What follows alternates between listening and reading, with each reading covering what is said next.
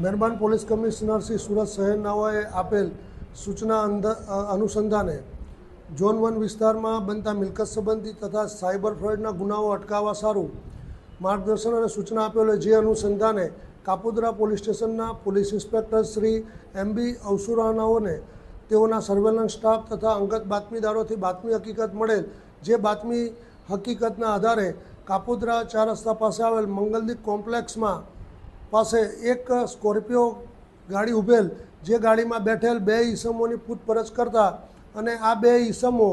જેઓના નામ અવનીત ઠુમ્મર તેમજ આયુષ વસોયાનાઓ જણાવેલ, આ બંને ઈસમો તેઓના મળતિયાઓ દ્વારા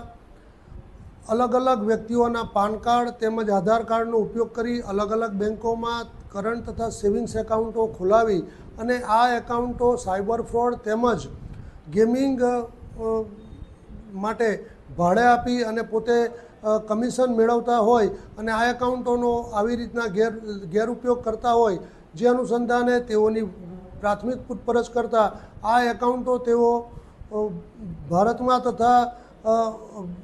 ગુજરાત રાજ્યની બહારના અન્ય રાજ્યોમાં અન્ય વ્યક્તિઓને ભાડે આપતા હતા અને તેઓ આ પેટે કમિશન મેળવતા હતા. તેઓની પૂછપરછ કરતાં અને તેઓની અંગઝડતી કરતાં ગાડીમાંથી ઘણા બધા પ્રમાણની અંદર અલગ અલગ કંપનીના મોબાઈલના સિમ કાર્ડ, અલગ અલગ વ્યક્તિઓના બેંક એકાઉન્ટની ચેકબુક તથા passbook, PAN card, Aadhaar card, UPI barcode scanner, cash deposit કરેલી સ્લીપો, બનાવટી ફોર્મ તથા પેઢી કરારો અને કેશ કાઉન્ટર મશીન મળી કુલ કિંમત ₹17,28,000 જેટલાનો મુદ્દામાલ કબજે કરવામાં આવેલ છે. આ હકીકતના આધારે કાપોદ્રા પોલીસ સ્ટેશન ખાતે BNSની કલમ 318(4), 363(2) વગેરે મુજબનો ગુનો રજીસ્ટર કરવામાં આવેલ છે અને હાલ આ ગુનાની તપાસ second point Shri MR Solanki Kapodra police સ્ટેશનનાઓ કરી રહેલ છે.